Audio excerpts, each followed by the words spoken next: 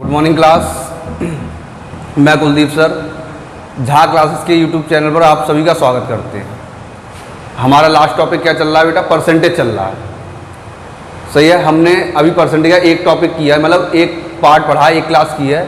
आज परसेंटेज की दूसरी क्लास है और मैंने बताया था परसेंटेज हमारा मोस्ट इंपॉर्टेंट चैप्टर, इससे 100% क्वेश्चन आएगा। ऐसा नहीं हो सकता कि इससे क्वेश्चन ना आए, कोई सा ना क्वेश्चन तो आएगा। तो हम इसके सारे टॉपिक करेंगे और इसके टॉपिक ज़्यादा नहीं है, यानी टाइप इसमें ज़्यादा नहीं है। टाइप 6 या 7 होंगे या 8 होंगे, लेकिन टाइपों के बीच में जो वेरिएशन है वो ज़्यादा। एक ही टाइम में 2 तरह के क्वेश्चन होंगे, 3 तरह के क्वेश्चन होंगे। तो हमने कल 2 टाइप पढ़े थे, आज हम इसका तीसरा टाइप पढ़ेंगे और फिर चौथा टाइप पढ़ेंगे। लगभग 2 या 3 टाइप पढ़ेंगे, जिस हिसाब से क्लास चलेगी और जिस हिसाब से टाइम रहेगा। टाइम रहा तो 3 टॉपिक पढ़ेंगे, नहीं तो 2 टॉपिक तो पढ़ेंगे। पहला टॉपिक क्या पढ़ेंगे? क्रमागत वृद्धि। कल मैंने बताया था वह क्रमागत कमी पर आधारित प्रश्न, या एक ही क्वेश्चन में वृद्धि भी होगी और कमी भी होगी। अगला टाइप पढ़ेंगे परीक्षाओं पर आधारित प्रश्न। किस पे? परीक्षाओं पे, जो बेटा मोस्ट इंपोर्टेंट है। ये जो टॉपिक है हमारा क्या है? मोस्ट इंपोर्टेंट है। और अगला हम पढ़ेंगे संख्याओं पर आधारित प्रश्न। ठीक, अगर ये दोनों टॉपिक समय रहते हुए हो गए तो तीसरा टॉपिक क्या पढ़ेंगे? संख्याओं पर आधारित प्रश्न पढ़ेंगे। अब देखो पहला टॉपिक स्टार्ट करते हैं, क्रमागत वृद्धि व क्रमागत कमी पर आधारित प्रश्न। सभी लोग क्लास फटाफट शेयर कर देंगे, लाइक करेंगे, और जो लोग चैनल में पहली बार आए हैं या पहले से पढ़ रहे हैं उन्होंने चैनल सब्सक्राइब नहीं किया, वो चैनल सब्सक्राइब करेंगे। ओके बेटा, ऐसे ही हम आपको मेहनत से अच्छी वीडियो बना के देंगे, अच्छे लेक्चर देंगे। आप लोग तैयारी करें, जितना आप लोग सीखेंगे उतना हमारे लिए अच्छा रहेगा। ओके बेटा, देखो तो पहला क्वेश्चन सिंपल सा करते हैं। किसी, और मैं आपको एक तरफ से क्वेश्चन कराऊंगा, ऐसा नहीं 20 से चुनाव का उठा लिया, फिर परीक्षा का उठा लिया, फिर जनसंख्या का उठा लिया, फिर आय और व्यय का उठा लिया। ऐसा नहीं है, जो टॉपिक चलेगा एक सिंपल सा टॉपिक चलेगा, उसके सरल से कठिन तक क्वेश्चन होंगे। इससे क्या होगा? सरल से कठिन तक क्वेश्चन होंगे। तो हमारा क्या है? किसी संख्या के मान में पहले 20% की वृद्धि की जाती है। कि संख्या मान पहले 20% की वृद्धि की जाती है एवं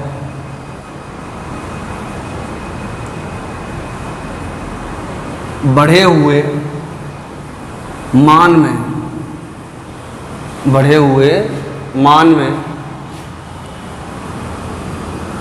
10% की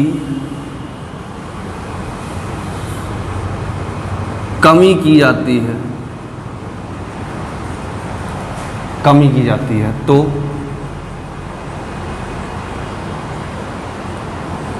संख्या के अंतिम मान पर क्या प्रभाव पड़ेगा? ओके बेटा, अब देखो करते हैं। सिंपल सा क्वेश्चन है। ये कह रहे हैं किसी संख्या के मान में पहले 20% की वृद्धि की जाती है एवं बढ़े हुए मान में 10% की कमी की जाती है, तो संख्या के अंतिम मान पर क्या प्रभाव पड़ेगा? अब देखो करते हैं। जब भी क्वेश्चन में वैल्यू परसेंटेज में दी गई हो और आंसर भी किसमें पूछा गया हो बेटा? परसेंटेज में पूछा गया हो। वैल्यू किसमें दी गई हो? परसेंटेज में दी गई हो, और आंसर भी किसमें पूछा गया हो? परसेंटेज में पूछा गया हो। तो हम क्या करेंगे? सबसे पहले 100 मानेंगे। सही, क्या मानेंगे? संख्या हो, व्यक्ति की आय हो या कुछ भी हो, कितना मान लेंगे? 100 मान लेंगे। लेकिन अगर वैल्यू संख्यात्मक मान में दी गई है और आंसर भी संख्यात्मक मान में पूछा गया है, सही, वैल्यू किसमें दी गई है? संख्यात्मक मान में दी गई है, और आंसर भी किसमें पूछा गया है? संख्यात्मक मान में पूछा गया। देखो ये कह रहे हैं संख्या के अंतिम मान पर क्या प्रभाव पड़ेगा, यानी कितने प्रतिशत की वृद्धि होगी या कितने प्रतिशत की कमी होगी। हमारे पास 4 ऑप्शन लिखे होंगे, उसमें से आंसर बता देंगे। अब देखो यहाँ परसेंटेज में ही क्वेश्चन दिया है और परसेंटेज में आंसर पूछेंगे, क्योंकि संख्यात्मक मान दिया नहीं तो संख्यात्मक मान पूछेंगे भी नहीं। संख्यात्मक मान बेटा जब भी पूछेंगे जब दिया होगा। तो संख्यात्मक मान दिया होगा तो x मान के करेंगे, और परसेंटेज में दिया होगा तो 100 मान के करेंगे, क्योंकि मैंने क्या बताया था, कोई भी वस्तु आदि अपने आप में 100% होती है। ठीक, अब देखो हमने मान लिया संख्या हमारी क्या है 100, पहले से 100 थी। ओके बेटा, पहले से 100 थी, 20 की वृद्धि होगी तो क्या हो जाएगा 120/100 हो जाएगा। अब देखो इस बढ़े हुए मान में ये मान आ गया बढ़ के, सॉल्व करके रखोगे तो और ऐसे ही लिख दोगे तो इस बढ़े हुए मान में 10% की कमी होती है। तो कोई भी चीज़ अपने आप में तुरंत ही 100% हो जाती है। अब ये अपने आप में 100% हो गई, अब ये अपने आप में 100% हो गई है, तो ये जब अपने आप में 100% होगी तो इसका 10% कम करना है। अब ये 100% है, इसका 10% कम करोगे भाई, 10% कम करोगे कितना रह जाएगा 90, और किस में से 100 में से कितना से 90 रह जाएगा, और किस में से रह जाएगा 100 में से रह जाएगा। ओके बेटा, तो देखो बढ़ते हैं आगे सीधा। हमने इसका सॉल्यूशन किया, 0 से 0 कैंसिल, ये 0 से ये 0 कैंसिल, ये आ गया 12 निम्मा 108। अब देखो बेटा पहले क्या था 100 था माना हमने, कितना आ गया 108 आ गया, तो 100 में से 108 घटा दो, सॉरी 108 में से 100 घटा दो, क्या आएगा प्लस का 8%। प्लस का 8% आया तो आंसर क्या हो जाएगा 8% की वृद्धि। से आंसर क्या होगा 8% की वृद्धि। संख्या के अंतिम मान पे क्या हो जाएगा बेटा 8% की वृद्धि हो जाएगी। कोई दिक्कत है यहाँ तक? अब देखो एक चीज़ समझ लो, ये मैंने बहुत आसानी समझ में आया, समझाया, सबकी समझ में आया होगा। अब एक चीज़ और समझ लो, अब हमने 100 ही क्यों माना? ओके बेटा, हमने 100 ही क्यों माना? 100 के अलावा भी कुछ मान सकते हैं, नहीं समझे? हमने ये जो माना वो 100 ही क्यों माना था? अब देखो 100 ही क्यों माना था, इस बात पे समझो।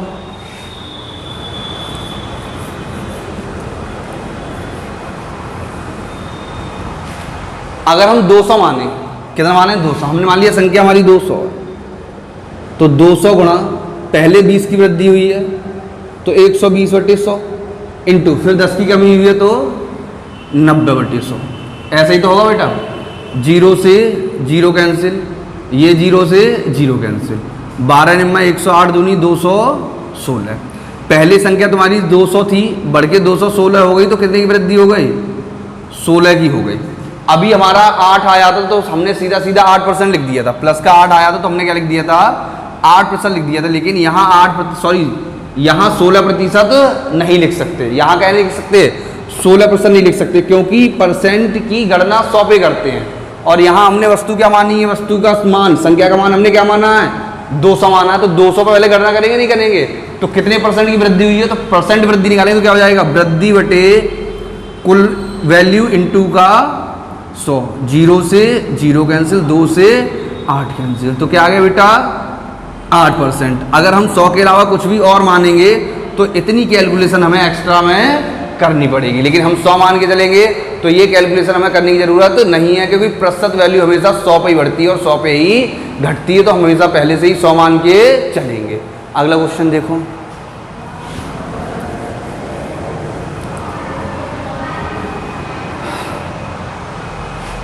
ये हटा दूं टॉपिक का नाम, अब तो लिख ही चुके हैं। देखो अगला क्वेश्चन लिखते हैं,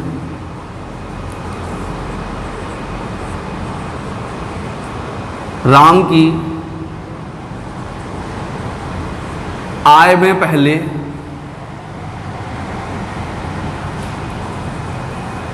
20% की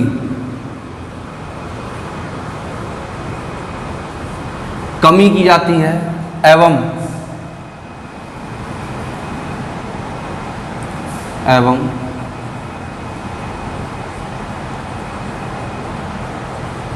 इसके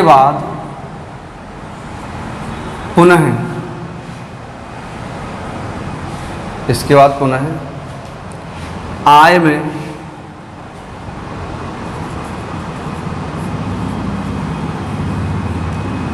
10% की वृद्धि की जाती है, तो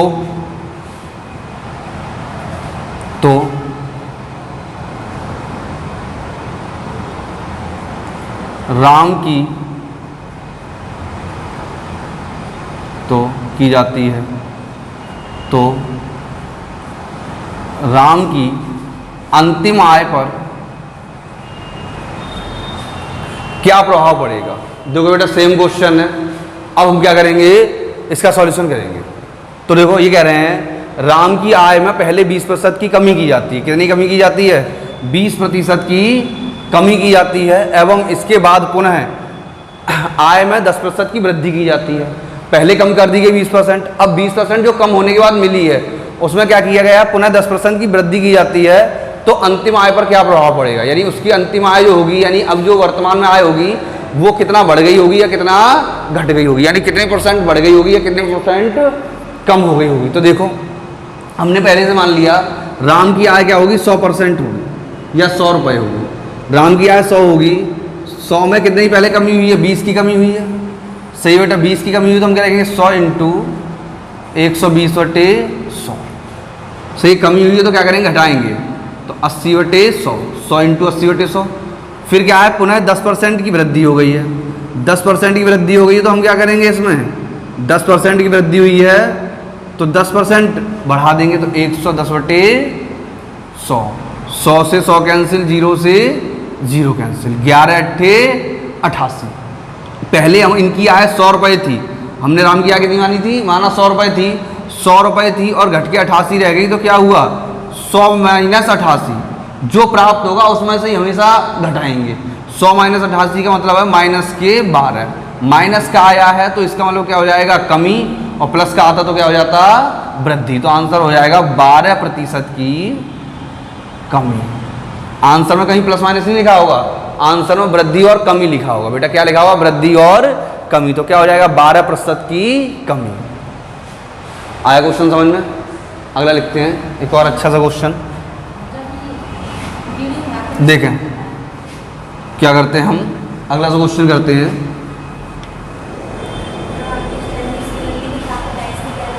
सही है। देखो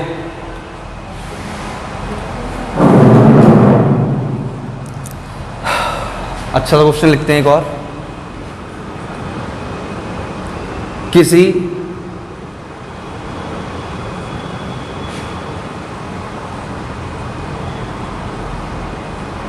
सिनेमा हॉल, किसी सिनेमा हॉल के टिकट के मूल्य में,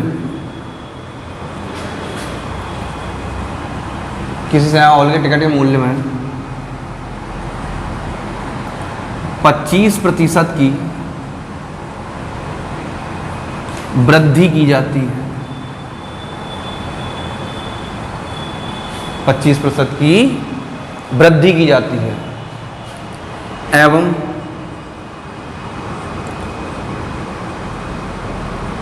सीटों में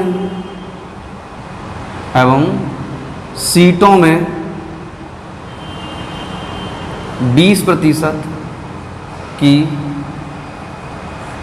कमी की जाती है।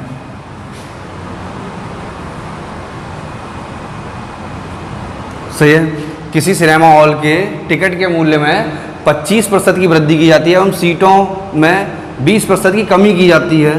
तो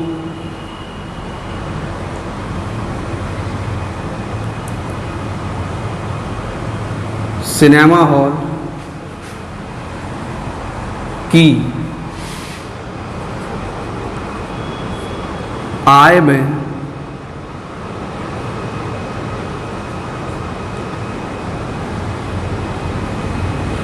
कितने प्रतिशत की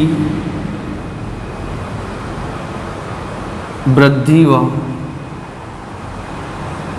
कमी हो। तो सिनेमा हॉल की आय में कितने प्रतिशत की वृद्धि व कमी होगी। तो देखो बेटा करते हैं, ये कह रहे हैं किसी सिनेमा हॉल के टिकट के मूल्य में 25% की वृद्धि की जाती है एवं सीटों के मूल्य में 20% की कमी की जाती है। तो सिनेमा हॉल की आय में कितने प्रतिशत की वृद्धि होगी। तो देखो हमने मान लिया पहले से जो सिनेमा हॉल की आय थी वो कितनी थी, 100 थी। रुपए बराबर वस्तु कर लेंगे, पहले से आय 100 थी, मूल्य में 25% की वृद्धि हुई है तो 125 हो जाएगा रेट। भाई बढ़ के कितने हो जाएंगे, 125 हो जाएंगे। लेकिन सीटों में क्या किया, 20 की कमी, तो क्या हो जाएगा 80/100 हो जाएगा। सी क्या हो जाएगा 80/100।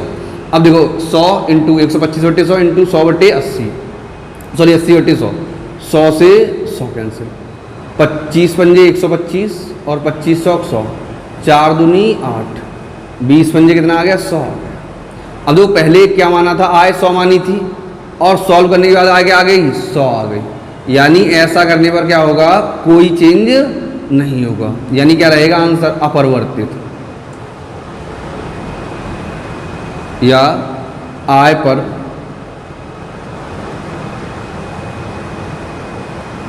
कोई बदलाव नहीं होगा, यानी क्या होगा, नो चेंज होगा। जितनी आय पहले थी उतनी अब होगी, ना तो कोई वृद्धि होगी ना ही कोई कमी होगी। ओके बेटा, आया समझ में? अगला क्वेश्चन लिखें एक,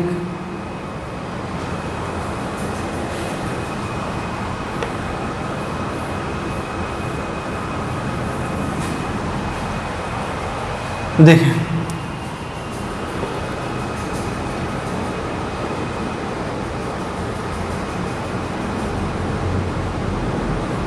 किसी वस्तु के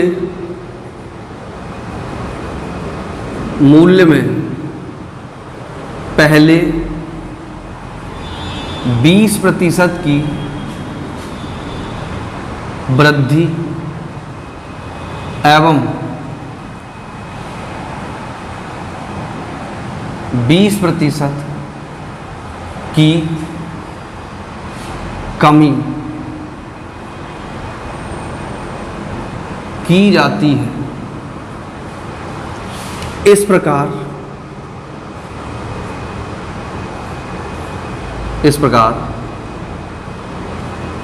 प्राप्त मूल्य में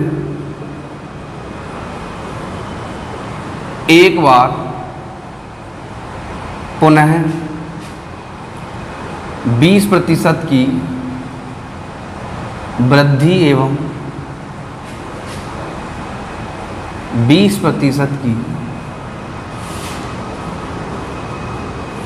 कमी की जाती है तो वस्तु के मूल्य में कितने प्रतिशत की वृद्धि व कमी होगी। अब देखो बेटा, अब तक 2 ही बार वृद्धि और कमी दी थी, यानी एक बार वृद्धि एक बार कमी दी थी, ठीक। अभी मैंने एक भी ऐसे क्वेश्चन नहीं कराया कि दोनों बार कमी आ जाए दोनों बार वृद्धि आए, लेकिन ऐसे भी क्वेश्चन आते हैं, ऐसी कोई दिक्कत नहीं। अब देखो इस क्वेश्चन में उन्होंने क्या किया है, 4 बार दे दी कमी और वृद्धि, कितनी बार दे दी, 4 बार। तो हमें इससे कोई मतलब नहीं, हमने संख्या का मूल्य 100 रुपये मान लिया। से कितना मान लिया बेटा, संख्या का मूल्य 100 रुपये, संख्या का मूल्य 100 रुपये है। पहले 20 की वृद्धि हुई है तो क्या हो जाएगा 120/100, फिर 20 की कमी हुई है तो 80/100। अगेन फिर देखो 20 की वृद्धि और 20 की कमी, तो 120/100 और 80/100। हमें इससे कोई मतलब नहीं, जितनी बार वैल्यू दी जाएगी हम उतनी बार लगाते हुए चले जाएंगे। 100 से 100 कैंसिल, 0 से 0 कैंसिल, ये 0 से 0 कैंसिल, ये आ गया हमारे पास 12×96 इंटू 12×96/100। इन्हें सॉल्व करेंगे तो कितना आ रहा है, 96 का 96 से गुणा करेंगे, ठीक। तो कर दो 96 से 96 गुणा, 6×6 36, 9×9 81, सही है। 9×6 54 दूनी 108,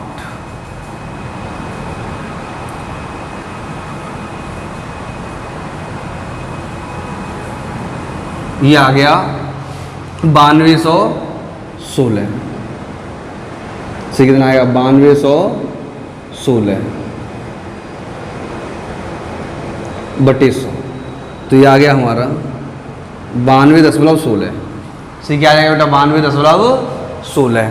अब ये 92.16 आ गया है तो अब हम क्या करेंगे 92.16 में से 100 को घटा देंगे। किसको घटा देंगे, 100 को। तो हमने 100 घटाया तो क्या आ गया हमारे पास 7 वो भी माइनस की 7.84%, सही 7.84%, यानी आंसर हो जाएगा 7.84% की कमी। माइनस आया तो कमी लिखेंगे और प्लस आता तो वृद्धि लिखते, सही बात है बेटा। देखो पहले वृद्धि हुई तो वृद्धि, फिर कमी हुई तो कमी, फिर वृद्धि हुई तो वृद्धि, फिर कमी हुई तो कमी। जितनी बार किया जाएगा हम उतनी बार आगे बढ़ाते हुए चले जाएंगे, हमें ऐसी कोई दिक्कत नहीं होगी। अगला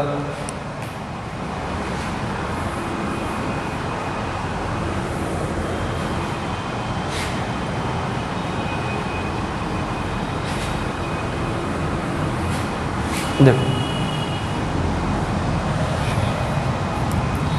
किसी वस्तु के मूल्य में पहले 20% की वृद्धि एवं पुनः 20% की कमी की जाती है। इस प्रकार वस्तु का अंतिम मूल्य, इस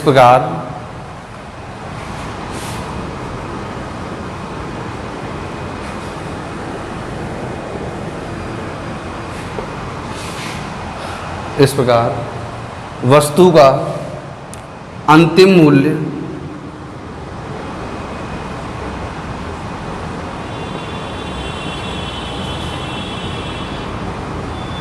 वस्तु का अंतिम मूल्य 288 रुपये प्राप्त होता है तो वस्तु का प्रारंभिक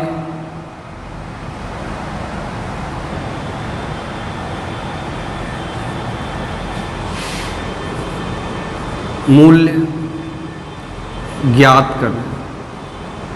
से 288 रुपये प्राप्त होता है, वस्तु का प्रारंभिक मूल्य ज्ञात करें। तो मैंने सिंपल सी बात तुम्हें बताई थी। अब इन्होंने हमें कौन सा मूल्य दिया है? बाद वाला मूल्य दिया, पहले वाला पूछा है।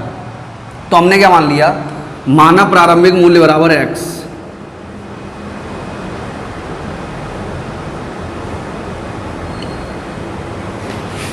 प्रारंभिक मूल्य कितना है? x। अब ये देखो कह रहे हैं पहले x में इन्होंने क्या किया? 20 की वृद्धि की है तो 120/100, फिर 20 की कमी की है तो 80/100 बराबर कितना आ जाता है? 288 रुपये आता है। से ये किसके बराबर हो जाता है? 288 के बराबर हो जाता है। x में जैसे 20 की वृद्धि 20 की कमी किसके बराबर हो जाएगा? 288 के बराबर हो जाएगा। 0 से 0 कैंसिल, 8 तिया 24, 8 सिंह 48, 12 तिया 36। तो x बराबर 100 गुणा 3 बराबर का 300 रुपये। तो वस्तु का प्रारंभिक मूल्य कितना हो जाएगा? 300 रुपये। यहाँ भी हम 100 मान के कर सकते हैं, लेकिन यहाँ 100 मान के क्वेश्चन थोड़ा बड़ा हो जाएगा, इसलिए हमने क्या किया है? x मान के किया। सही बेटा, क्या मान के किया है? x मान के। अगला देखें, हटा दें इसे। अगला इस टॉपिक का लास्ट क्वेश्चन करते हैं। अच्छा और इम्पोर्टेंट क्वेश्चन है टेट सुपर टेट में, और ऐसा कोई एग्जाम नहीं जिसमें ये क्वेश्चन नहीं आ चुका हो। किसी वस्तु के मूल्य में पहले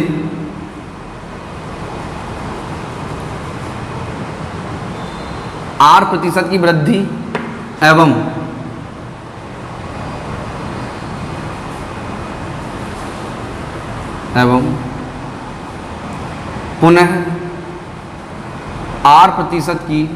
कमी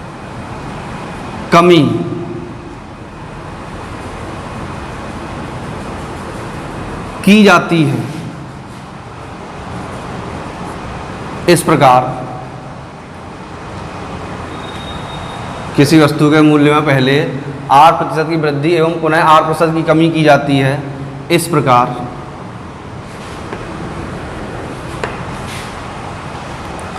वस्तु का अंतिम मूल्य 1 रुपये हो जाता है। तो प्रारंभिक मूल्य क्या होगा? तो प्रारंभिक मूल्य क्या होगा? ठीक बेटा, देखो करते हैं। किसी वस्तु के मूल्य में पहले R% की वृद्धि एवं पुनः R% की कमी की जाती है। इस प्रकार वस्तु का अंतिम मूल्य 1 रुपया हो जाता है। तो वस्तु का प्रारंभिक मूल्य ज्ञात करना है। तो देखो फिर से क्या है? वैल्यू दी गई, वैल्यू पूछी गई है, तो माना प्रारंभिक मूल्य बराबर 1 रुपया, सॉरी x। प्रारंभिक मूल्य बराबर x रुपये। से प्रारंभिक मूल्य क्या हो जाएगा, x रुपये हो जाएंगे। चलो ये वाला साइन बना देते हैं रुपये का, क्या हो जाएगा x रुपये। तो देखो इस प्रारंभिक मूल्य में पहले r% की वृद्धि गई तो x इंटू 100 प्लस r, भाई वृद्धि के लिए जो करते हैं 100 में जोड़ देते हैं बटे का 100 इंटू कमी के लिए 100 में से घटा देते हैं तो 100 माइनस r बटे 100, अंतिम मूल्य कितना हो जाता है 1। तो ये हमारी कैलकुलेशन हो गई। तो ये हो जाएगा, ये देखो एक कोष्टक में a प्लस बी और एक कोष्टक में a माइनस बी, तो वर्गांतर का फॉर्मूला हो जाएगा, तो हो जाएगा 100 का स्क्वायर माइनस r का स्क्वायर बटे 100 का स्क्वायर बराबर 1। इसके लिए कुछ नहीं तो 1 मान लेते हैं। अब क्रॉस मल्टीप्लाई करेंगे तो इसका गुणा इससे होगा, इसका गुणा इससे होगा, तो इसका गुणा इससे होगा तो x बराबर 100 का स्क्वायर करेंगे कितना हो जाएगा 10,000 बटे 100 का स्क्वायर करेंगे तो 10,000 माइनस का x स्क्वायर रुपये। ये क्या होगा, हमारा आंसर हो जाएगा। यानी प्रारंभिक मूल्य क्या था, प्रारंभिक मूल्य था हमारा 10,000 बटे 10,000 माइनस का x स्क्वायर रुपये। सही क्या हो जाएगा, सॉरी r स्क्वायर, 10,000 माइनस का 10,000 माइनस r स्क्वायर। कोई दिक्कत है यहाँ तक। अब देखो ये हमारा क्रमागत वृद्धि और क्रमागत कमी का टॉपिक फिनिश हो गया। ये बहुत इंपॉर्टेंट क्वेश्चन है, ऐसा कोई एग्जाम नहीं जिसमें अब तक नहीं आया। फटाफट स्क्रीनशॉट ले लें। अगला देखते हैं।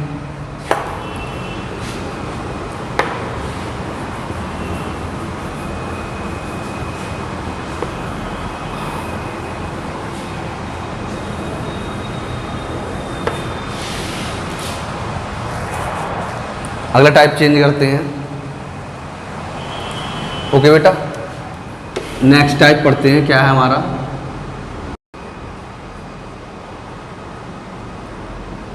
परीक्षाओं पर आधारित प्रश्न। सही है। इस टाइप में भी 2-3 टाइप के क्वेश्चन होंगे। तो देखो करते हैं। पहला क्वेश्चन सिंपल सा, क्या है हमारा,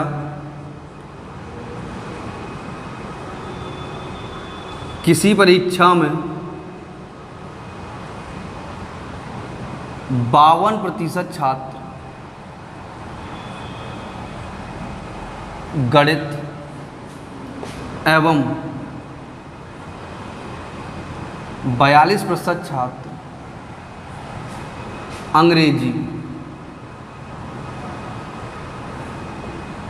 एवं 42% छात्र अंग्रेजी में उत्तीर्ण हुए तथा 27% छात्र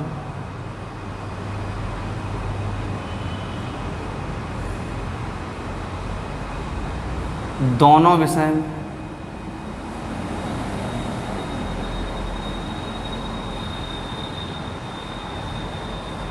उत्तीर्ण हुए, तो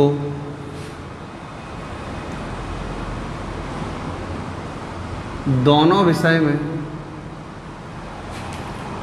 कितने प्रतिशत छात्र, दोनों विषय में कितने प्रतिशत छात्र अनुत्तीर्ण हुए, दोनों विषय में कितने प्रतिशत छात्र उत्तीर्ण हुए।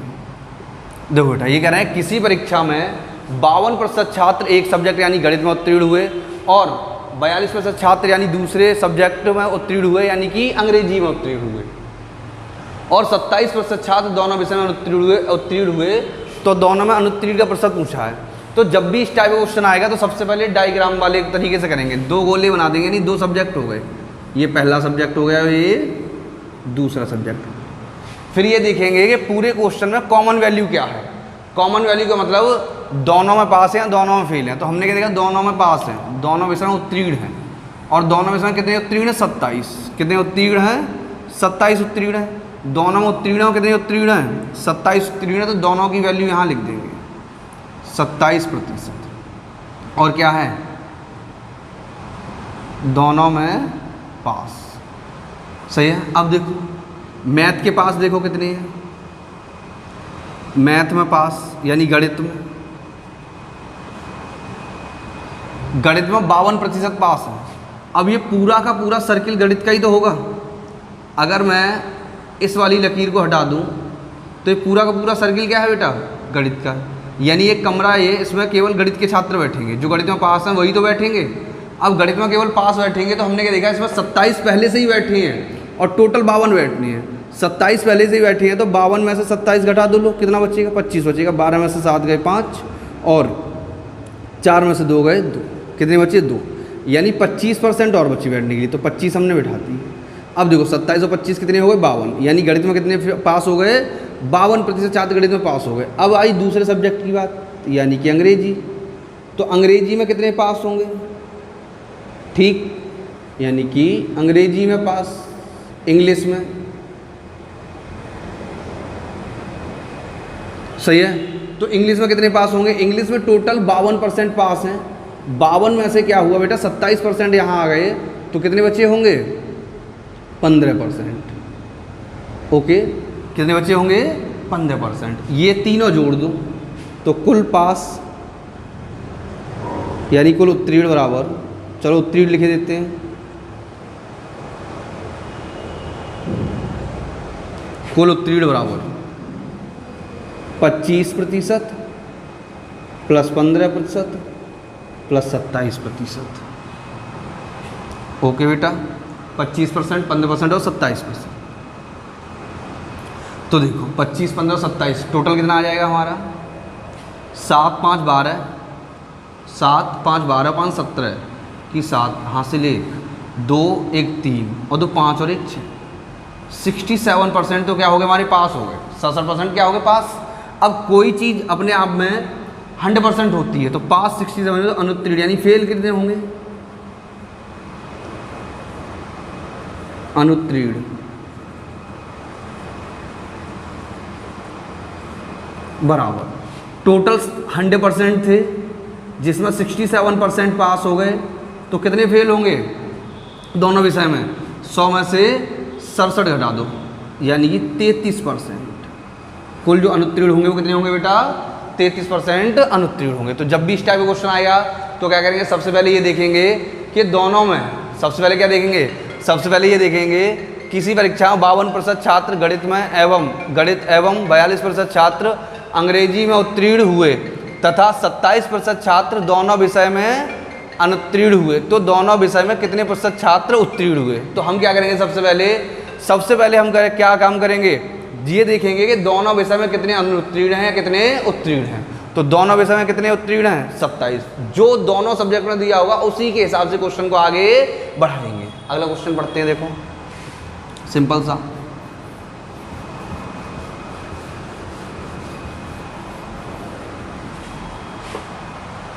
देखो किसी परीक्षा में, पहले मैं रह गया था तो अब लिखे दे रहे हैं, किसी परीक्षा में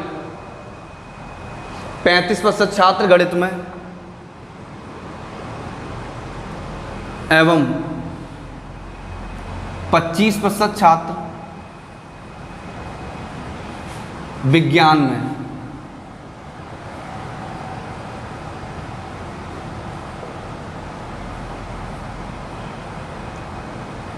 फेल हुए तथा 10% छात्र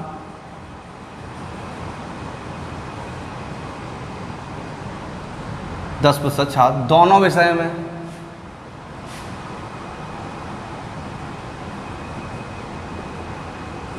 फेल हुए, तो दोनों विषय में कितने प्रतिशत छात्र पास हुए, कितने प्रतिशत छात्र पास हुए। फेल पास लिखा हुआ या अनुत्तीर्ण और उत्तीर्ण लिखा हुआ। तो फिर से देखो सेम क्वेश्चन, तो हमने क्या देखा, दोनों विषय के देखेंगे, तो दोनों विषय में क्या है फेल, और दोनों विषय में कितने फेल हैं बेटा, 10%। दोनों विषय में कितने फेल हैं, 10, दोनों के फेल, दोनों विषय में 10% फेल हैं। और विज्ञान में कितने हैं, विज्ञान में जो फेल हैं वो टोटल फेल कितने, 25, विज्ञान में 25% फेल हैं। अब देखो 25 के 10% यहाँ आ गए तो यहाँ कितने बचेंगे, 15%। और गणित में कितने फेल हैं? गणित के फेल होंगे 35। तो 35 के 10 यहाँ आ गए तो यहाँ कितने आएंगे? 25 से कितने आएंगे बेटा? 25 आएंगे। कोई दिक्कत है यहाँ तक? देखो दोनों में कितने फेल हैं? 10%, तो 10 यहाँ आ गए। गणित में कितने हैं? 35 के 10 यहाँ आ गए तो यहाँ 25 आ गए। 25 के 10 यहाँ आ गए तो यहाँ कितने आ गए? 15। टोटल फेल 25 और 15, लो चलो जोड़े दे रहे हैं। 25 + 10 + 15 बराबर का 50%। टोटल फेल कितने हो गए? 50। टोटल फेल 50 है तो टोटल पास भी कितने होंगे? 50%। तो 100% माइनस का 50% बराबर 50%। तो टोटल पास भी कितने होंगे? 50%। सही, यानी फेल भी 50% और पास भी कितने हैं? 50%। अगला क्वेश्चन करते हैं, सिंपल सा। आया सबके समझ में आंसर? ठीक है, सेम क्वेश्चन है, एक और सेम करते हैं।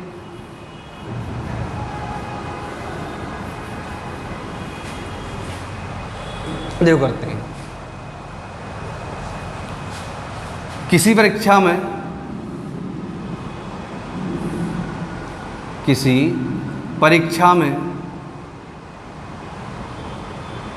60% छात्र गणित में एवं 75% छात्र विज्ञान में पास हुए तथा 20% छात्र दोनों विषय में फेल हुए, तो दोनों विषय में कितने प्रतिशत छात्र पास हुए? कितने प्रतिशत छात्र पास हुए? ओके बेटा, देखो किसी परीक्षा में 60% छात्र गणित में एवं 7% छात्र गणित एवं 75% छात्र विज्ञान में पास हुए तथा 20% छात्र दोनों विषय में फेल हुए, तो दोनों विषय में कितने प्रतिशत छात्र पास हुए? अब देखो फिर से हमने क्या किया, दो कॉलम खींचे, एक और एक, दो। ठीक, ये कॉमन वैल्यू आ गई। अब देखो कॉमन है क्या? कॉमन क्या है? फेल। कॉमन में क्या है? फेल। और कितने हैं? 20%। यही तो हो गए दोनों विषय में। दोनों विषय में 20% फेल है। कितने परसेंट फेल हैं? 20%। तो हमने यहाँ क्या लिख दिया? 20%। अब देखो पहला गणित और दूसरा विज्ञान, ये फेल है तो यहाँ भी क्या लेना पड़ेंगे? फेल। भाई दोनों कैसे लिए? फेल, तो यहाँ भी फेल लेंगे और ये गणित में भी क्या लेंगे? फेल लेंगे। दोनों में फेल ले लिए। अब देखो गणित में पास कितने हैं? गणित में जो दिए वो पास दिए। कैसे दिए? 60% क्या है? पास है। गणित में पास दिए, गणित में पास 60 है जबकि हमें फेल लेने हैं। पास अगर 60 हैं तो फेल कितने होंगे? भाई 100% होते हैं तो फेल कितने होंगे? 40%। सिर्फ पास अगर 60 है तो फेल कितने होंगे? 40%। अब इस 40% में से 20 यहाँ आ गए तो यहाँ कितने बचेंगे? 20%। दूसरा सब्जेक्ट क्या है? विज्ञान। विज्ञान में कितने पास हैं? 75% पास है। 75% पास है तो फेल कितने होंगे? 25%। भाई कोई चीज़ अपने आप में 100% होती है। 25% के 20 यहाँ आ गए तो यहाँ कितने आएंगे? 5%। तो टोटल फेल बराबर,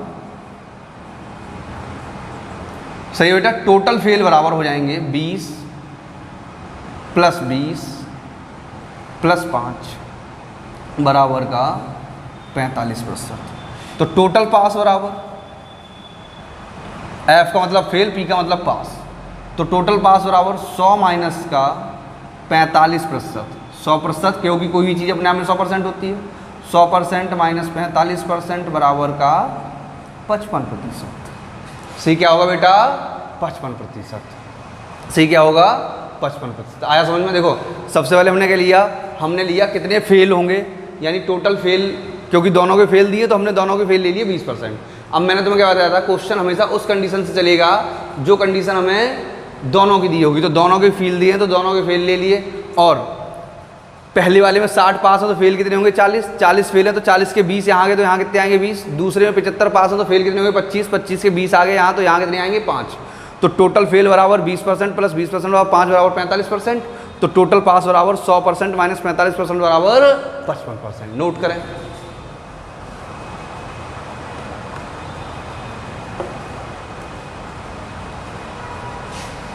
अब देखो एक अगला क्वेश्चन इसी टाइप का है, बट उसमें परीक्षा का कोई जिक्र नहीं किया गया है, लेकिन क्वेश्चन होगा इसी टाइप से। तो इसी मतलब इसी तरीके का क्वेश्चन है, तो इसी में कराए देते हैं जिससे आपको दिक्कत नहीं होगी। लेकिन हाँ, परीक्षाओं पर आधारित नहीं है, मतलब उसमें परीक्षा के बारे में नहीं दिया गया है, क्वेश्चन इसी टाइप से है।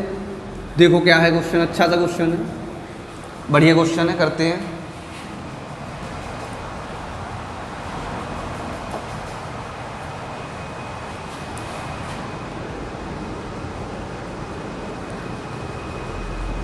एक गांव में 60% परिवार के पास, एक गांव में 60% परिवार के पास एक गाय है, एक गाय है, कौमा 30% परिवार के पास, 30% परिवार के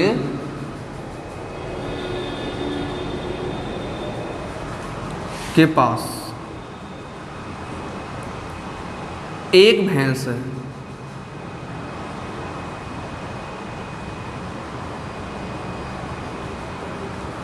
परिवार के पास एक भैंस है, कौमा 15% परिवार के पास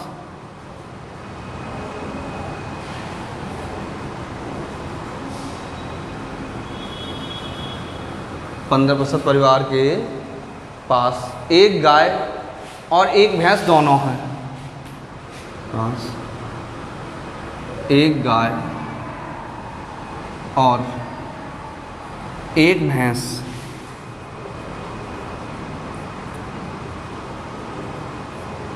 दोनों हैं, एक गाय और एक भैंस दोनों हैं। अब देखो एक गाय और एक भैंस दोनों हैं। गांव में कुल 96 परिवार हैं, गांव में कुल 96 परिवार हैं। तो गांव में कुल 96 परिवार हैं, तो कितने परिवार के पास, कितने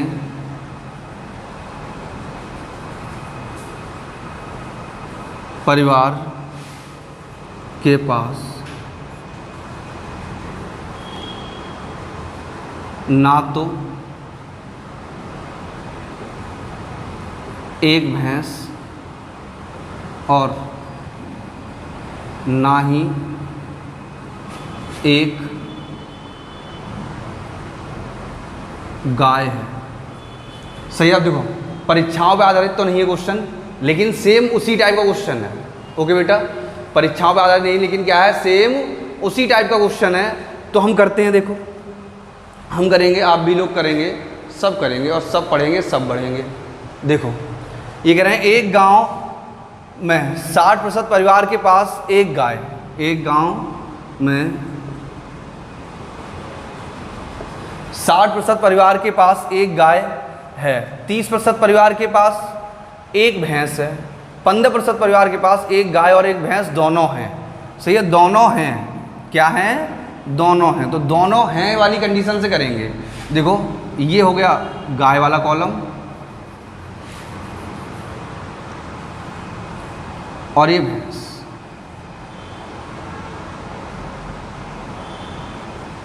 दोनों, तो दोनों हैं, कितने के पास हैं, 15% परिवार के पास।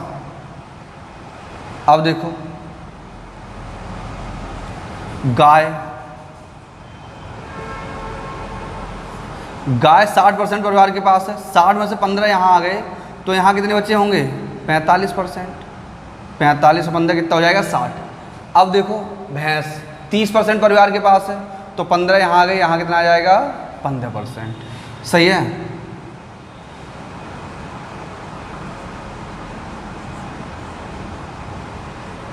जिनमें गाय या भैंस है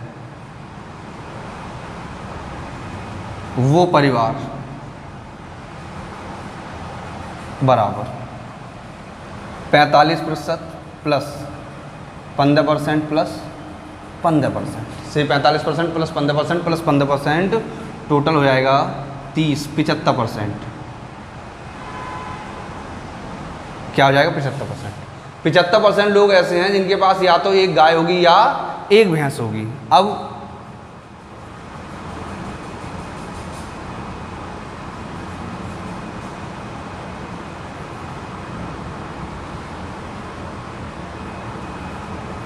जिन परिवार में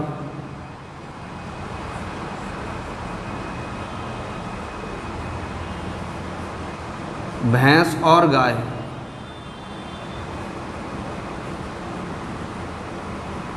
कुछ भी नहीं है, अब देखो वो कितने परिवार होंगे जिनके पास गाय और भैंस दोनों नहीं है, तो 100 माइनस का 75 बराबर का 25%। सही है। 25% परिवार ऐसे हैं जिनके पास ना तो गाय है और ना ही भैंस है, और 75% परिवार ऐसे हैं या तो जिनके पास गाय होगी या भैंस होगी या दोनों होंगे। सही, गाय भी हो सकती है, भैंस भी हो सकती है, या फिर दोनों हो सकते हैं। तो हमसे कौन से पूछे गए हैं? हमसे पूछे गए हैं जिनके पास गाय भैंस कोई भी नहीं है, यानी जिनके पास कोई जानवर नहीं है। तो वो परिवार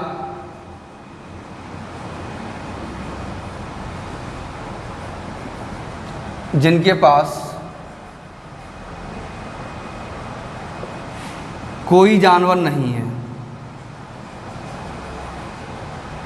बराबर 96 इंटू 25/100, 25 चौक 100 और 24 चौक 96। कितने परिवार होंगे? 24 परिवार होंगे। ओके बेटा, कितने परिवार होंगे? 24। तो 24 परिवार ऐसे होंगे जिनके पास ना तो गाय होगी और ना ही भैंस होगी। सही है। दूध बाहर से खरीदने जाते होंगे। कहाँ से खरीदने जाते होंगे? बाहर से। गाय होती तो अपने गाय का दूध निकालते पीते, भैंस होती तो अपनी भैंस का दूध निकाल लेते और पी लेते। ना तो इनके पास गाय है और ना ही इनके पास भैंस है, तो बाहर से ही दूध खरीदेंगे और चाय बनाएंगे और पिएंगे। चाय नहीं पीते आप लोग तो कॉफ़ी पी लेना। क्या पी लेना? कॉफ़ी। अब देखो, ये तो एक टाइप के क्वेश्चन हो गए परीक्षाओं पे आधारित। अब देखो, परीक्षाओं पे आधारित में दूसरा टाइप, थोड़ा सा चेंज टाइप क्या होगा वो करते हैं।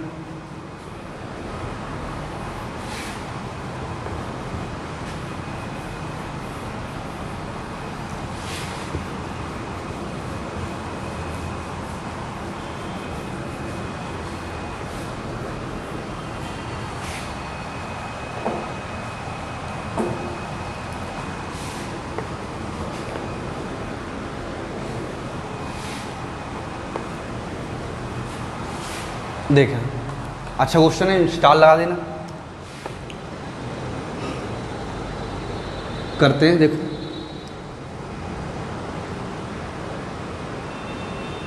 किसी परीक्षा में राम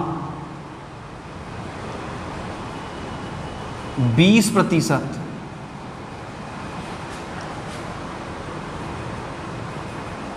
अंक प्राप्त करता है। किसी परीक्षा में राम 20% अंक प्राप्त करता है और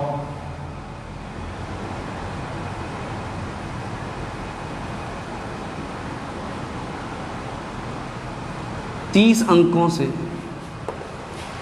फेल हो जाता है।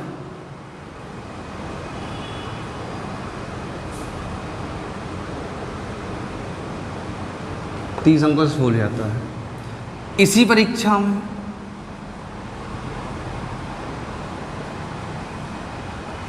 सीता, इसी परीक्षा सीता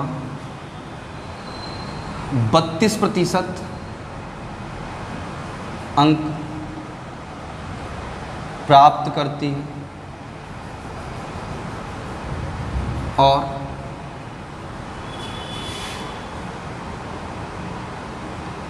पास होने से 42 अंक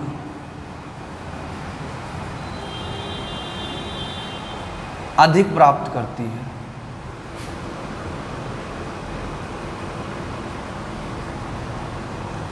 तो अब देखो बेटा, यहाँ 3 क्वेश्चन बनेंगे। कितने क्वेश्चन बनेंगे? 3। तो नंबर 1, परीक्षा का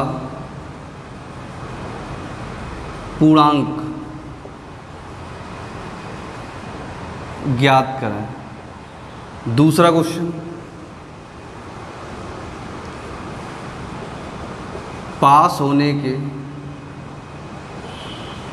न्यूनतम अंक ज्ञात करें। नंबर 3,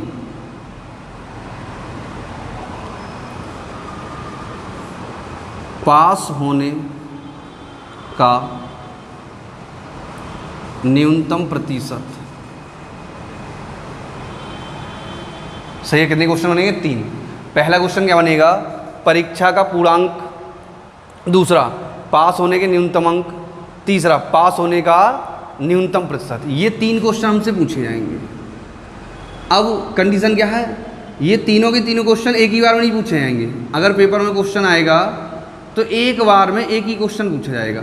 या तो टोटल यानी पूर्णांक पूछा जाएगा, परीक्षा कुल कितने अंकों की थी, या फिर पास होने के न्यूनतम अंक पूछे जाएंगे, या फिर पास होने के न्यूनतम प्रतिशत पूछा जाएगा। अब देखो, हमारा एक तरीका है जो हम बेसिक तरीके से करते हैं, पुराना वाला।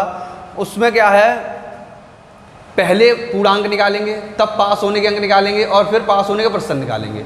लेकिन एक और हमारे पास तरीका है जिससे हम क्या कर सकते हैं, सीधे सीधे अगर पूर्णांक पूछा जाएगा तो पूर्णांक निकालेंगे, प्राप्तांक पूछा जाएगा तो प्राप्तांक निकालेंगे, और न्यूनतम अंक पूछे जाएंगे तो न्यूनतम अंक निकाले जाएंगे, और प्रतिशत पूछा जाएगा तो प्रतिशत निकाल देंगे। यानी अलग अलग हमें करने की ज़रूरत नहीं है।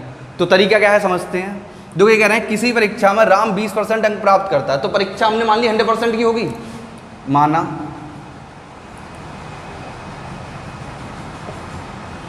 पूर्णांक, सही है, माना पूर्णांक बराबर 100। हमने मान लिया परीक्षा हमारी 100% की होगी, से माना पूर्णांक बराबर 100%। अब पूर्णांक 100% है, पूर्णांक नहीं होता, पूर्णांक होता है। पूर्णांक 100% है, तो ये कह रहे हैं 20% अंक प्राप्त किए हैं, तो 100 का 20% प्राप्त करेंगे तो क्या हो जाएगा, 20%। 20% अंक प्राप्त करने के बाद इनका क्या होता है, 30 अंकों से फेल हो जाते हैं। कितने अंकों से फेल हो जाते हैं, 30 अंकों से। 20% अंक प्राप्त किए इन्होंने और 30 अंकों से फेल हो गए। अगर 20% में अगर ये 30 अंक जोड़ दें तो ये पास हो जाएंगे, नहीं हो जाएंगे? तो ये कंडीशन किसकी हो गई, पास की हो गई। अगली कंडीशन देखो, 20% अंक प्राप्त किए और 30 अंकों से फेल हो गए, तो ये क्या हो गए, पास। ये पास की कंडीशन हो गई, नहीं हो गई? सही बेटा। अब दोबारा ये कह रहे हैं, जो सीता है वो 32% अंक प्राप्त करती है और कितने अंकों से फेल हो जाती है, 42 अंकों से। अगर इसमें 42 अंक पास होने से ज़्यादा लाती है, अगर इसमें से 42 घटा दूँ तो ये भी क्या होगी, केवल और केवल पास होगी। अब ये कंडीशन और ये कंडीशन, दोनों कंडीशन केवल पास की हैं। ये भी किसकी है, केवल पास, यानी पास से कुछ ज़्यादा नहीं है। और ये भी कंडीशन किसकी है बेटा, केवल पास। दोनों कंडीशन केवल पास की हैं और एक ही परीक्षा की हैं। दोनों कंडीशन केवल पास की हैं और क्या है, एक ही परीक्षा की है। दोनों कंडीशन कैसी होंगी, आपस में बराबर। ये वाले अंक और ये वाले अंक कैसे होंगे, बराबर होंगे। तो प्रतिशत एक साइड करे ले रहे हैं और अंक एक साइड करे ले रहे हैं। ये इधर आएंगे तो माइनस के हो जाएंगे, तो 20% माइनस का 32% बराबर माइनस का 42, और ये इधर आएंगे तो माइनस के 30। ये हो जाएंगे हमारे माइनस के 12% बराबर माइनस के 72। माइनस से माइनस कैंसिल, 12 छिंग 72। तो 1% की वैल्यू क्या आ गई बेटा, 6 आ गई। अब बताओ, यहाँ तक कोई दिक्कत किसी को? 1% की वैल्यू क्या आ गई, 6। अब देखो, हमसे 3 क्वेश्चन पूछे गए हैं। कितने क्वेश्चन पूछेंगे, 3। तो तीनों क्वेश्चन बड़ी आराम से करते हैं। सही है, सब लोगों ने क्वेश्चन तो उतार ही लिया होगा, तो मैं ये साफ कर दे रहा हूँ। सही है, नहीं उतारा तो एक फटाफट स्क्रीनशॉट ले लो। देखो मैं ऐसे साफ करता हूँ। अब देखो, पहला क्वेश्चन क्या पूछा हमसे, पहला क्वेश्चन पूछा हमसे पूर्णांक। क्या पूछा है, पूर्णांक। तो पहला आंसर बताएंगे, नंबर 1, पूर्णांक बराबर, हमने पूर्णांक कितना माना, 100%। तो 1% की वैल्यू कितनी, 6। तो 100% की वैल्यू कितनी आएगी, 100 गुणा 6 बराबर का 600। तो पूर्णांक कितना हो जाएगा बेटा, 600 हो जाएगा। दूसरा क्वेश्चन, अब देखो दूसरा क्वेश्चन करने के लिए हमें पहले वाले क्वेश्चन को टच करने की ज़रूरत नहीं है। यानी पहला आंसर हमें पता हो तो भी सही और नहीं पता हो तो भी सही। यानी पहले का, यानी हमें पूर्णांक पता है तो सही और नहीं पता है तो सही। लेकिन हम बेसिक वाले तरीके से करते तो पहले पूर्णांक पता होता तभी हम न्यूनतम अंक ज्ञात कर सकते थे। तो दूसरा आंसर क्या है हमारा, न्यूनतम अंक। तो न्यूनतम अंक अब देखो ये भी न्यूनतम की कंडीशन है और ये भी न्यूनतम की कंडीशन है, तो चाहे इसे ले लो चाहे इसे ले लो। हमने ये कंडीशन ले ली तो 20% प्लस का 30। हमें अंक बताने हैं, अंक बताने तो परसेंटेज चेंज करनी पड़ेगी, तो परसेंटेज चेंज कर दो। तो 20 और परसेंट की कितना लगाएंगे 6 प्लस 30, 20 छिक्के 120, 30 कितना हो गया 150। तो पास होने के न्यूनतम अंक कितने होंगे बेटा 150। तीसरा पास होने का न्यूनतम प्रतिशत, ठीक, पास होने का न्यूनतम प्रतिशत।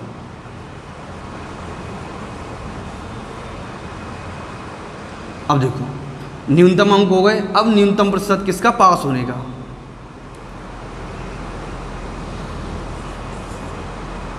पास का न्यूनतम प्रतिशत होगा, देखो फिर से चाहे तो ये कंडीशन ले लो चाहे ये, क्योंकि यही दोनों केवल पास की कंडीशन है। तो ये हो जाएगा हमारा 20% प्लस 30 से क्या हुआ 20% प्लस 30।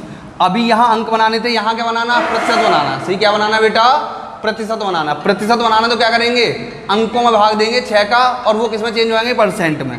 तो 1% बराबर 6 अंक है, तो 30 अंक बराबर कितनी परसेंट हो जाएगी 6 पंजे 30, 5% हो जाएगी। तो न्यूनतम प्रतिशत क्या होगा 25%। सही पास होने का न्यूनतम परसेंट क्या हो जाएगा बेटा 25% हो जाएगा। अब देखो अच्छे समझो, ये कह रहे हैं किसी परीक्षा में, ये मैं क्यों भूल जाता हूं, मैं बार बार दोबारा लिखते हैं। किसी परीक्षा में राम 20% अंक प्राप्त करता है और 30 अंकों से फेल हो जाता है। इसी परीक्षा में सीता 32% अंक प्राप्त करती है। कितने अंक प्राप्त करती है इसी परीक्षा में सीता 32% अंक प्राप्त करती है और पास होने से 42 अंक अधिक प्राप्त करती है। तो 3 क्वेश्चन बनेंगे, क्या बनेंगे परीक्षा कितने अंकों की थी, पास होने के न्यूनतम अंक और फेल पास होने का न्यूनतम प्रतिशत। तो हमने क्या किया, हमने मान लिया माना पूर्णांक बराबर 100%, तो केवल पास तो 20% प्लस 30% बराबर 32% बराबर 42%। सॉल्व करेंगे 1% की वैल्यू कितनी आ गई 6। तीनों कंडीशन अप्लाई करेंगे हमारा आंसर आएगा। अगला क्वेश्चन देखते हैं क्या है, नोट करें इसे सब लोग। नोट कर लिया तो साफ करते हैं, नहीं तो नोट करें।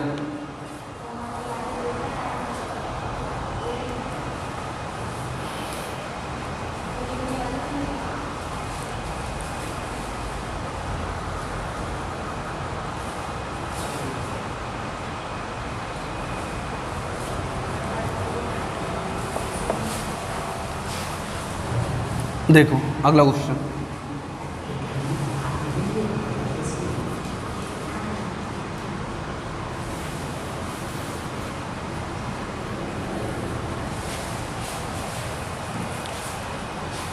किसी परीक्षा में राम, सेम क्वेश्चन है, राम के नाम चेंज कर देते हैं, गोपाल कर देते हैं।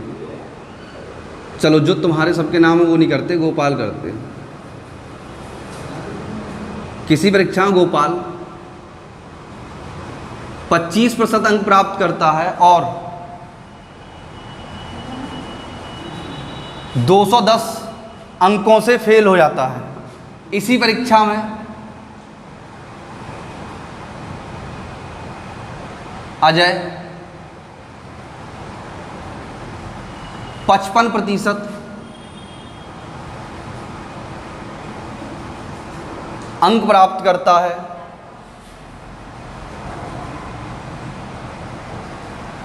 और पास होने से 240 अंक अधिक प्राप्त करता है, अधिक प्राप्त करता है। तो पास होने का न्यूनतम प्रतिशत ज्ञात करें। अब देखो बेटा मैंने क्या बताया था, एक बार में एक ही क्वेश्चन पूछेंगे, तो यहाँ एक ही क्वेश्चन पूछा गया, बताएं सभी लोग फटाफट आंसर। क्या बताएंगे, आंसर बताएंगे।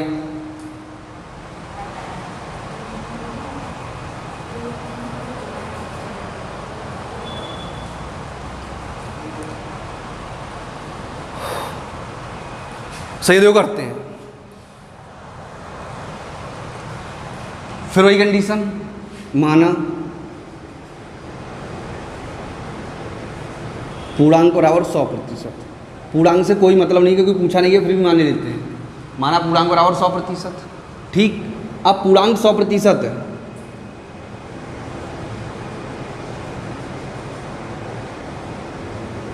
अब ये कह रहे हैं इस 100% का एक व्यक्ति यानी गोपाल, एक स्टूडेंट क्या है गोपाल 25% अंक प्राप्त करता है। कितने प्राप्त करता?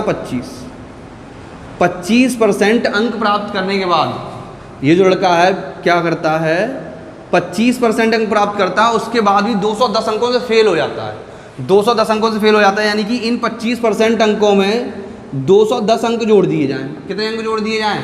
210 अंक जोड़ दिए जाएं, तो ये क्या हो जाएगा? पास हो जाएगा। तो ये क्या है? केवल पास, यानी पास से एक भी नंबर ज़्यादा नहीं होगा। अब देखो फिर वही कंडीशन, ये कह रहे 55% अंक ले आए। एक दूसरे सज्जन थे अजय, सही, जो अजय नाम का छात्र था, वो 55% अंक लाया और पास होने से ज़्यादा चला गया। कितने अंक ज़्यादा चला गया? 240 अंक ज़्यादा चला गया। तो 240 अगर मैं इसमें से घटा दूँ तो इसके भी केवल कौन से अंक बचेंगे? केवल पास होने वाले अंक बचेंगे भैया। अब देखो इसके ये केवल पास होने वाले अंक क्या, मैंने इसे 210 दे दिए, ये पास हो गया। इसके 240 खींच लिए तो पास तो पहले से था, लेकिन अब केवल पास है, ना तो पास होने से एक भी अंक ज़्यादा है और ना ही पास होने से एक भी अंक कम है। सेम कंडीशन इसकी है, इसका भी ना तो पास होने से एक भी अंक ज़्यादा है और ना ही पास होने से एक भी अंक कम है। तो दोनों आपस में कैसे होंगे? बराबर। भाई ये अंक और ये अंक कैसे होंगे? आपस में इक्वल होंगे। अब देखो ऐसे ही घटा देते हैं, ये इधर आएगा तो माइनस का हो जाएगा, माइनस का होगा तो ये 25 प्लस के माइनस के 55 आएंगे, तो 55 ज़्यादा है तो माइनस के ज़्यादा है, प्लस के कम है तो किसके बचेंगे? माइनस के। और कितने बचेंगे? 55 में से 25 गए तो 30 बचेंगे, बराबर। ये उधर जाएंगे तो ये भी माइनस के हो जाएंगे, ये भी माइनस के, और ये उधर जाके ये भी माइनस के हो जाएंगे, तो दोनों माइनस के हो जाएंगे, तो क्या हो जाएगा? Minus minus plus. और ये हो जाएंगे हमारे 0, 4 और 1 5 और 2 और 2 4, सही क्या हो जाएंगे? जुड़ जाएंगे और माइनस के ही रहेंगे। कितने रहेंगे? माइनस के। ये उधर आएंगे तो माइनस के हो जाएंगे, तो माइनस माइनस जुड़ जाएंगे तो माइनस के कितने हो जाएंगे? 450। माइनस से माइनस कैंसिल, 0 से 0 कैंसिल, 3 से ये 15 बार कैंसिल। तो 1% की वैल्यू क्या आ गई बेटा? 15। 1% बराबर 15 अंक हैं। अब देखो तुमसे क्या पूछा गया है? पास होने का न्यूनतम अंक पूछा गया, ठीक। तो पास होने का न्यूनतम अंक निकालेंगे। पास होने का न्यूनतम प्रतिशत पूछा गया तो पास होने का न्यूनतम प्रतिशत निकालेंगे, और पूर्णांक पूछा गया तो पूर्णांक निकालेंगे, सीधा सीधा, एक दूसरे से कोई मतलब नहीं होगा। तो हमने क्या देखा, हमसे क्वेश्चन क्या पूछा गया, तो पास होने का न्यूनतम प्रतिशत ज्ञात करें। क्या बेटा पूछा गया? न्यूनतम प्रतिशत पूछा गया, तो हम क्या निकालेंगे? पास होने का न्यूनतम प्रतिशत। तो पास होने का